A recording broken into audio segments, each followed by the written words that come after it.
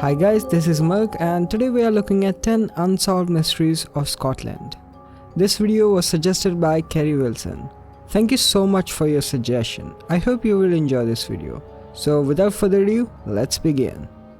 Number 1. Who hanged Mark Devlin? By the mid-19th century, the post of hangman had become a widely unpopular one in Dundee. The hanging of popular Jacobites during the rebellions had left a distaste in the mouth of residents, and the town had not had a hangman since 1745. In the 1830s, the notorious Black Band criminal gang had left Dundee in the grips of terror. The gang was responsible for multiple break-ins, highway robberies, and starting riots, and the city's small police, consisting of only 14 police officers, failed in the face of crime wave. The law got a break in 1835. When they caught a Black Band member named Mark Devlin breaking into a property and decided to make an example of him. Devlin was tried and sentenced to death by hanging on 30th May 1835. As the city had no hangman, they sent for an executioner from Edinburgh. But when he failed to turn up, they needed a volunteer from the townspeople. A man identified as local showman James Livingston volunteered, and Devlin was sent to meet his maker. As a result, Livingston's reputation tumbled quickly, which didn't make him too happy because Livingston had actually been 24 kilometers away in the neighboring town of Forfar at the time. He had reliable witnesses who saw him there, and he was eventually able to persuade everyone that he wasn't even present at Devlin's hanging. Nearly 180 years have passed, and no one knows who hung Mark Devlin. Number 2. The missing library of Iona. The scenic island of Iona off the west coast of Scotland is known as the birthplace of Scottish religion. In 536 AD, missionary Saint Columba and his followers landed on the island, and it was there he founded a monastery, which soon became the capital of knowledge in the medieval world. The monastery once housed the incredible library that held the most extraordinary books known to man, most of which have vanished. The only known survivor is the Book of Kells, which is preserved at Trinity College in Dublin. Many believe the rest were destroyed by Viking raiders who attacked in the 9th century. Some historians believe some of the books may have survived, taken to Ireland or buried nearby to keep them safe. In the 1950s, archaeology students conducted a dig on the Treshness Island, near to Iona, in search of the lost books. They found nothing. But who knows if they could still be there, a hidden cache of history and knowledge that, if found, might possibly represent the most important find of our time. Number 3. Disappearance of Arlene Fraser. Arlene Fraser, a 33-year-old mother of two, was last seen at the door of her home in Elgin, Moray, clad in a dressing gown and waving off her kids as they left for school. She was studying business at a local college, but that day, Tuesday, April 28, 1998, she had no classes and planned to spend the morning at home. Arlene passed a couple of hours on domestic chores and phoning into New Elgin Primary School to ask for her son. 10-year-old Jamie was due back from a class outing. The call was made at 9:41 a.m. and she told the school receptionist that she would be in for the next hour. However, when her phone rang 15 minutes later, there was nobody there to answer it. Just over an hour later, at about 11 a.m., her friend Michelle Scott visited the house. The front door, normally locked, was open, and the vacuum cleaner was plugged in ready for use. The phone book was lying open, but there was no sign of Arlene. The mystery deepened through the day. She missed a lunch appointment and failed to appear for a meeting with her solicitor at 2:30 p.m. Her father rang, but got no answer, and that evening, after her children had returned from school to an empty home, police were called. Arlene's estranged partner, Nat Fraser, had been forced to stay away from her after their relationship broke down. He called into Elgin Police Office that evening, telling an officer that there was money stashed behind a vent in the house, but the stash in her house had gone. The media were issued with the missing person notice, and the wheels of Grampian's biggest ever search operation were set in motion. Police officers and relatives combed every inch of the house, making a number of worrying discoveries. Arlene suffered from Crohn's disease, but had left her medicine at home. Her glasses, contact lenses, credit cards and watches were all found at home, and it appeared that she had not taken her clothes. The disappearance sparked the largest manhunt in Grampian police history, involving hundreds of officers and local volunteers. But she was never found. Some speculated that Arlene might have simply suffered an accident, although the circumstances in which she went missing seemed too suspicious for this to hold much weight. In 2000, Fraser's friend, Hector Dick, was charged with lying to the police about a car they were seeking to trace. Arlene's family had stated their belief that full details would come out once this car was found, but Dick knowingly misled the police searching for it. He was sentenced to 1 year in prison. A year later, another of Fraser's acquaintances, Glenn Lucas, was arrested in the connection of disappearance and charged with attempting to pervert the course of justice. Although Nat Fraser persistently denied any involvement in his wife's disappearance, he and Dick were arrested shortly after, and 3 years after she was last seen, the two men were charged with Arlene's murder and associated wrongdoings. Now, more than 18 years after her disappearance, Arlene's family still lacks the truth about her tragic end. She was declared dead in 2005, and what happened to her that fateful day still remains a mystery. Number 4. The meaning of stones.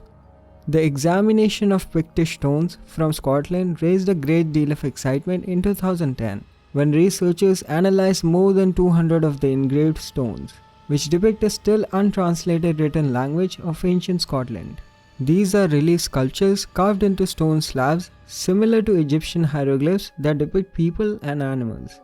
The stones are believed to have been carved by members of an ancient people known as the Picts, who thrived in what is now Scotland from 4th to the 9th century. A statistical analysis of 200 Pict stones from the 6th century concluded that they aren't simply pretty pictures, they represent a written language. The study, carried out by Exeter University, analyzed how often certain symbols followed others and found a pattern that matched many known ancient languages. Unfortunately, the study didn't bring us any closer to understanding what the stones actually mean. The lead author of the research, Rob Lee, suggests they might be lists of the dead. The vocabulary used on the stones seemed to be quite limited, and we may never know just what the Picts were recording.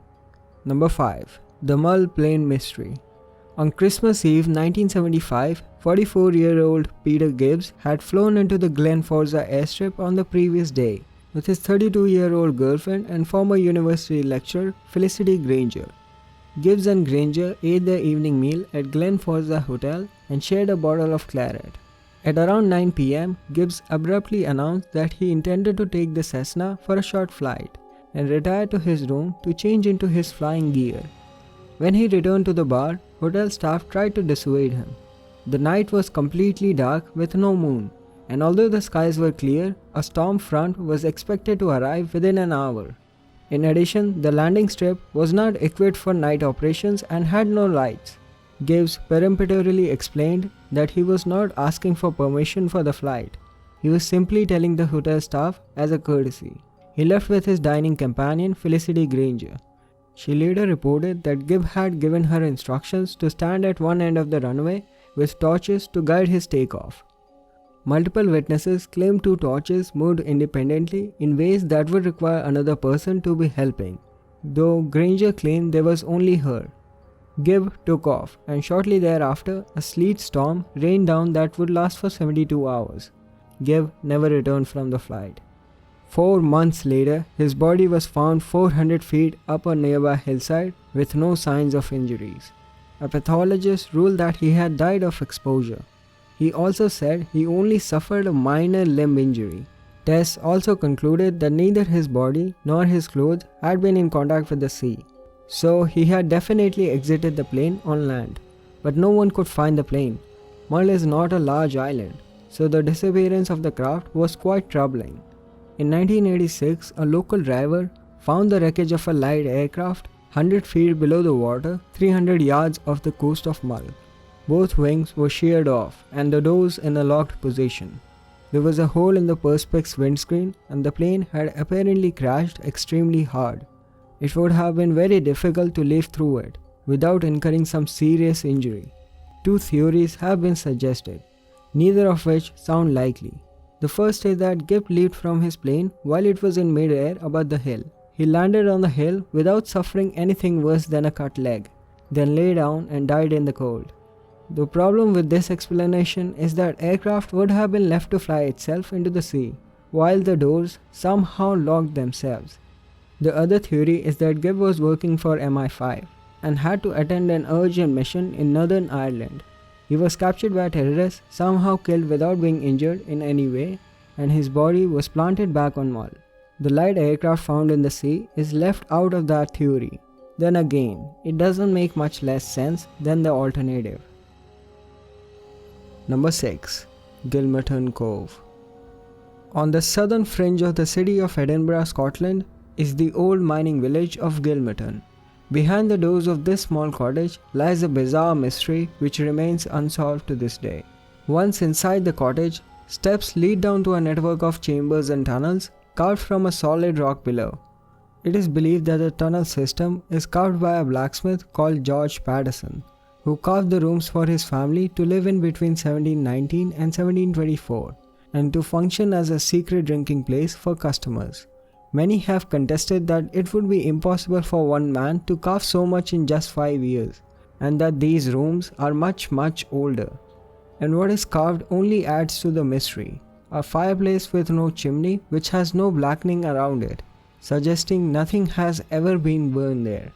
A well that does not reach water, sealed off corridors, and a mysterious bowl carved into one of the stone tables. One sealed passage is rumored to run directly to nearby Rosalind Chapel, home to its own fair share of mysteries. Others say they lead to nearby Craigmillar Castle.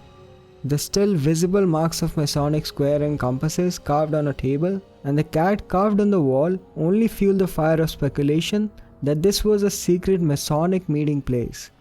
Some speculate that this was a witches' coven or a refuge for Covenanters or even the Knight Templars. An archaeological investigation was carried out between 2000 and 2002 to determine once and for all what purpose the tunnel served. Sadly, its only conclusion was that the cove had been so widely used over the last few centuries that any chance of figuring out its origin are long gone. Number 7. Big cat sightings. Scotland has no native large cats, but recent reports from Scotland claim there have been several sightings of large mysterious felines during the last decades of the 20th century and at the start of the current century. These incidents are reported as eagerly as Nessie sightings. The large cats tend to be elusive and have led to tales of such creatures as the beast of Beneki and the cougar of Cupar.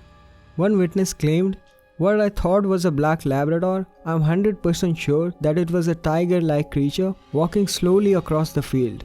Also, like Nessie, the elusive big cats have initiated debates about their existence. Scottish Secretary Michael Forsyth claimed that the big cats are actually dogs or foxes, but the sheer number of sightings have made believers out of many. Some of Scotland's mystery cats were actually captured. In 1980, a puma was caught by a sheep owner who became very upset about his disappearing livestock. He made a cage and set it. Sure enough, he caught a puma and called the authorities right away. The cat became a bit of a sensation and was named Felicity. She spent the rest of her life in the Highland Wildlife Park until she died in 1985. Felicity the puma is now in a display case at Inverness Municipal Museum. Oddly, the sightings of big cats, including panthers and even lions, in the area continued. The possible origin of these non-indigenous cats are unclear, but one strong theory exists. Until the 1974 Dangerous Wildlife Animals Act, people in Scotland could keep pets such as pumas, leopards, and other exotic felines. The act established standards for the care of exotic pets that some large cat owners may have found too costly, so they cruelly released these pets into the wild, where the animals have roamed and bred ever since. Another unproven theory suggests that big cats survived the last ice age and have been around since then. Many have been debunked as hoaxes and misidentifications, but there are few of 2000 or so that are recorded every year that remains as mysteries. Number 8. The Glasgow Effect. The people of Scotland have one of the lowest average life expectancies in all of Europe. This average is heavily skewed by the people of Glasgow, where life expectancy can be as low as 54 years in some areas. Poverty is a partial explanation, but there are plenty of cities in the UK that are just as deprived and experience much lower rate of premature death. The usual candidates of smoking, alcohol and drugs are also significant factors, but Glasgow's life expectancy is inexplicably low, even when all of that is taken into account. This phenomena has been called as the Glasgow effect, but no one knows what causes it. There are numerous competing theories, blaming everything from weather to the local culture to political scheming from both sides of the spectrum. Despite years of research and decades of evidence that something has gone terribly wrong in the heart of Scotland's largest city, the underlying cause of Glasgow's fatally poor health remains something of a scientific mystery. Number 9. Who was Bible John? The Barrowlands in the Gallowgate is a part of Glasgow social history, where young couples meet, romance blossoms and lifelong memories are made. In February 1968, nurse Patricia Docker had spent part of her evening at the Over 25s night at Barrowlands. Her body was found next day in a lane in the Carmichael Place, near her Langside Place home on Glasgow's south side. She had been raped and strangled. Her handbag and clothes were missing, and despite months of investigation, neither were ever found. On Friday 15 August 1969, Jemima MacDonald was enjoying a night at the Barrowlands, a break from the demands of raising 3 children. Next day, rumors circulated of a body lying in a tenement in Makeith Street in Bridgeton. Concerned that she hadn't come home, Jemima's sister Margaret went to look for her. She found her sister, strangled, raped and beaten to death. Did whoever killed Patricia also murder Jemima? Just a few weeks later, on 31st October 1969, the Barrowlands was again at the center of murder mystery. Helen Puttock had been out with her sister Jean. They set off for home in a taxi along with a man they had met. He said he was John, and strangely he quoted to them lines and passages from the Bible. It was this information that led to the killer being given the moniker Bible John by the media. After dropping off Jean at Knightswood, the taxi then continued to Earl Street in Scottstown, where Helen lived. The next morning, Helen's battered body was found in the back garden of her flat in Earl Street. She had been raped and strangled. The contents of her handbag had been scattered nearby, but the actual bag was missing. It was suggested that killer took the bag as a trophy. Years later, serial killer Peter Tobin was working as a church handyman at St. Patrick's RC Church in Anderston, Glasgow, when he killed student Angelica Cluck. Detectives later found the remains of Diana McNicol and Falkirk schoolgirl Vicky Hamilton in the garden of his home in Kent. He would have been 22 in 1968. He was known to visit the Barrowlands. Indeed, he met his first wife there. It could be just a pure coincidence, and with no DNA and no witnesses, hopes of bringing Bible John to justice are slim. 40 years later, and the case is still unsolved. Number 10. The death of Annie Borjesson. Annie was a 30-year-old Swedish citizen whose body was found in the morning of 4 December 2005, lying on the saltwater beach near the seawall in Prestwick, Scotland. Annie was lying on her back with her coat and 2 bags close to her body. The bay is shallow enough that a person can walk hundreds of yards during low tide before reaching the water line. Her mother later said that Annie was a strong swimmer, and if she drowned herself, she would have had to be at a considerable distance, and it would be impossible for her body, bag and the coat to have been washed up at the exactly same spot. The police considered Annie's death a suicide by drowning. Annie's family wasn't convinced that Annie committed suicide, and they uncovered some odd things when they looked into it. When Annie's body arrived back in Sweden, the undertakers there claimed that she had several bruises that seemed to have incurred while she was still alive. The autopsy in Scotland hadn't recorded these bruises. There were other marks on her body too, which official reports had concluded to be results of collision with debris in the sea. What most concerned the family though were the unanswered questions about Annie's last day. Annie had been living in Edinburgh and was about to start a new job. Before she died, she had paid months' advance rent on her flat in the capital. If she was going to commit suicide, then why pay the rent? On December 3rd, she travelled 129 kilometers to Prestwick Airport for unknown reasons. She tried to withdraw cash using her credit card twice, first £100 and then £50. Both times, she didn't have enough funds in her account to complete the transaction. She proceeded to the airport where her image was captured on a video surveillance in the late afternoon. Timestamps from the airport security footage show that she moved the length of the terminal in 55 seconds. Independent investigators determined that this should have taken over a minute and a half at normal walking speed and concluded that she must have been running. In total, she spent less than 5 minutes at the airport. According to a friend who had seen the footage, she appeared to be walking around looking annoyed and angry. She then began walking toward Prestwick itself. She wasn't familiar with the town, which was about a mile away from the airport. A witness later claimed to have seen a figure standing on the beach near the sea, but the figure was too far away to identify. When Annie's family began their investigation, they hit a wall of secrecy. Scottish authorities refused to release tissue samples that could help clarify the cause of death. When the family accessed Annie's email account, they found that all her emails had been deleted. A friend named Maria Jansen discovered that Annie's phone company had failed to register any of the calls she had made to Annie during 2005, and the phone company refused to discuss it with her. Shortly after that, Maria began to frequently receive silent phone calls. Family members had problems with their email accounts. Police claimed that there were no records of any calls to or from Annie during her last 3 days, even though several people remember talking to her. It later came to light that Annie's hair had been cut after her death and thrown away. Annie's family continues to campaign for a full investigation, but with no luck.